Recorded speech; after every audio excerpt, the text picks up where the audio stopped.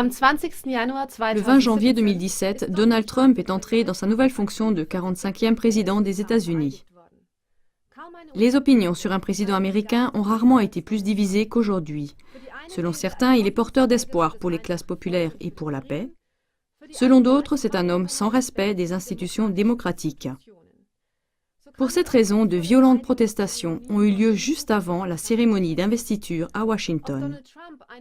L'avenir montrera si Donald Trump peut être classé dans un camp ou dans l'autre et qui se cache en fait derrière ses paroles. En s'appuyant sur ses propres dires, cette émission se propose de démontrer un peu plus dans quelle direction pourrait mener sa présidence. En marge du Forum économique mondial, le 17 janvier 2017, Anthony Scaramucci, un conseiller de Donald Trump, a assuré à la radio-télévision suisse SRF que Trump serait un homme de paix, que personne ne devrait craindre. Mais dans quelle mesure les propres affirmations de Trump confirment-elles cela? Regardons d'abord l'interview exclusive que Donald Trump a donnée au journal Bild le 16 janvier 2017. À la question « Considérez-vous que l'intervention de Poutine en Syrie est bonne ou mauvaise ?» Trump a répondu « Non, c'est une chose très mauvaise, très grave. » Conclusion. Trump associe indirectement la situation humanitaire terrible d'Alep à l'intervention de la Fédération russe. Ce faisant, il passe complètement sous silence l'origine du conflit et le rôle belliciste que les États-Unis y ont joué. En ce qui concerne la confiance qu'il accorde à Poutine et à Angela Merkel, Trump a répondu « A priori, je leur fais confiance à tous les deux, mais on verra combien de temps ça va durer.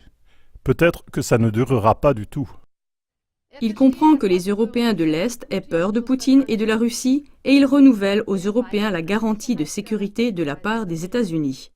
Conclusion.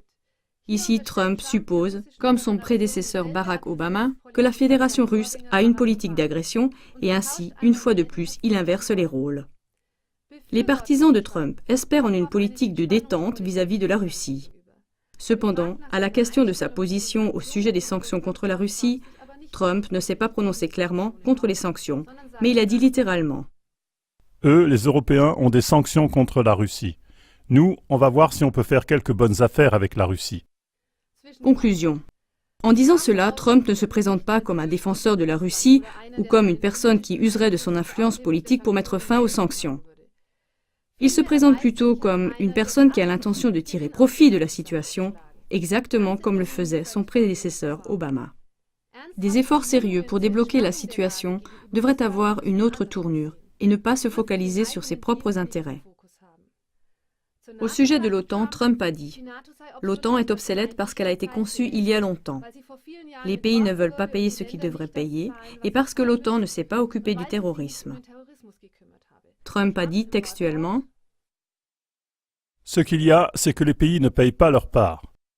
Alors, nous sommes censés protéger ces pays. Mais beaucoup de ces pays ne payent pas ce qu'ils sont censés payer. C'est très déloyal envers les États-Unis. Ceci étant dit, je trouve que l'OTAN est très importante. » Pour lui, la priorité suprême de l'armée serait la guerre contre la missile terroriste État islamique, EI, et contre le terrorisme. Conclusion. On peut comprendre que par ces paroles, Trump réclame des pays de l'OTAN une participation plus étendue dans la guerre contre le terrorisme. Mais dans le passé, nous avons vu que sous le couvert de la guerre contre le terrorisme, de nombreux États souverains ont été réduits en cendres.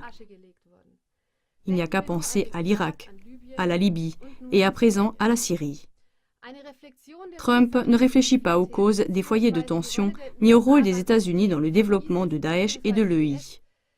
Donc il s'agit toujours de guerres qui sont dans l'intérêt des États-Unis et aux frais des pays de l'OTAN. Nous avons expliqué dans plusieurs émissions, en allemand, le rôle des États-Unis en ce qui concerne l'EI.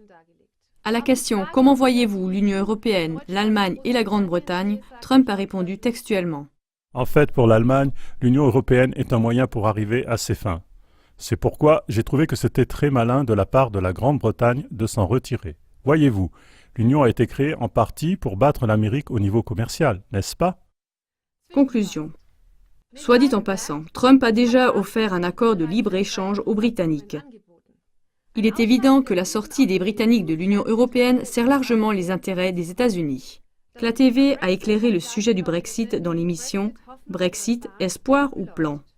Pour Trump, il est important que l'économie américaine soit forte.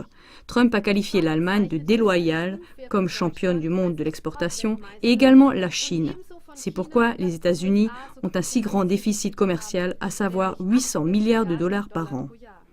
Il considère la Chine comme un problème immense. Il a dit textuellement « Je crois dans le libre-échange, j'adore le libre-échange, mais ce doit être un libre-échange intelligent pour que je l'appelle loyal. » Conclusion.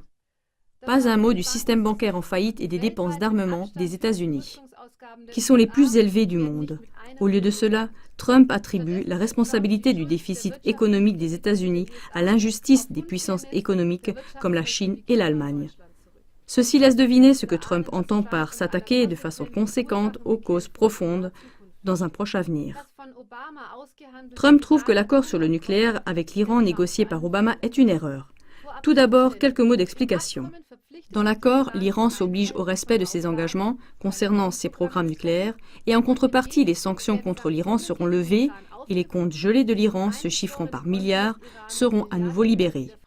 Trump a dit à ce sujet « Je ne suis pas content de l'accord sur le nucléaire avec l'Iran.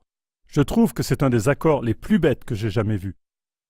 Un des plus bêtes en termes d'affaires. Si vous rendez 150 milliards de dollars à un pays, et si vous lui apportez 1,7 milliard en liquide... » Conclusion. Pour Trump, il n'est pas du tout important que l'Iran ait pu montrer qu'il n'y a pas de menace nucléaire et qu'en conséquence, les sanctions aient été levées.